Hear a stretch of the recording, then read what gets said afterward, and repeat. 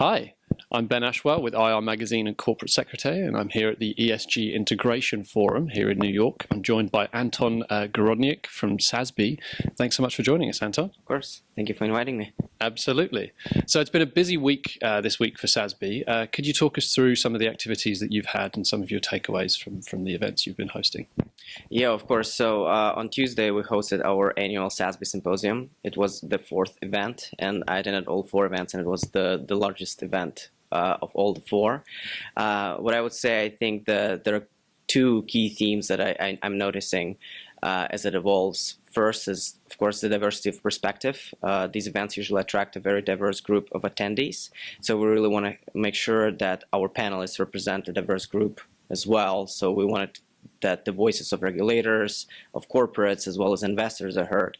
And even within the investors, we also wanted representation of investors in different groups, so passive and active, fixed income, and private equity investors.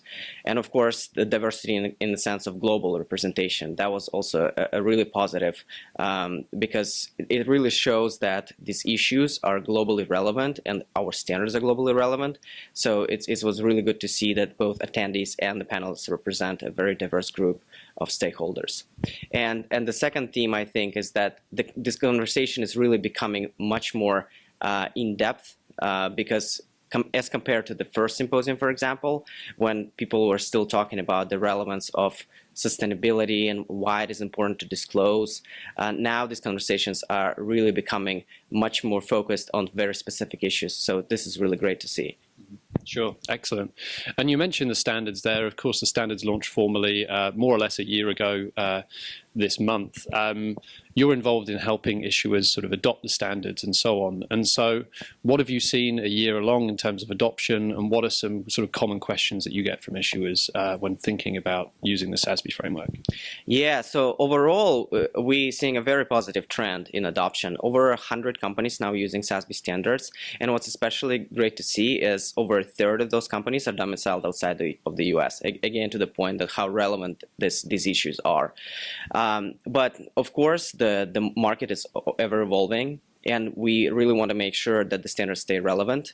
And therefore, last year we also formed a standards advisory group, which is represented by 2/3 companies and 1/3 investors and subject matter experts. So we can really continue to get input on the content of the standards. And actually, on Monday this week, we had a meeting with them where we really engaged with the members and received a lot of valuable feedback. And then just yesterday, we had our standards board meeting, where we put a few projects on the research and standard setting agenda. And those projects include a review of the human capital framework. We're looking at how internet platforms deal with content moderation. And also there are some more specific and technical issues around tailings in metals and mining, as well as systemic risk in the asset management industry. And I think that was something that really came through at the symposium on Tuesday, was the need for the standards to be dynamic and respond to changes. ESG isn't a static conversation, and so it's clear that you guys at SASB are sort of responding to that. So anyway, Anton, I'd like to say a huge thank you for stopping by and for participating in the ESG Integration Forum, and good luck in the work that you do at SASB. Thank you very much. Thank you, Ben. Thanks.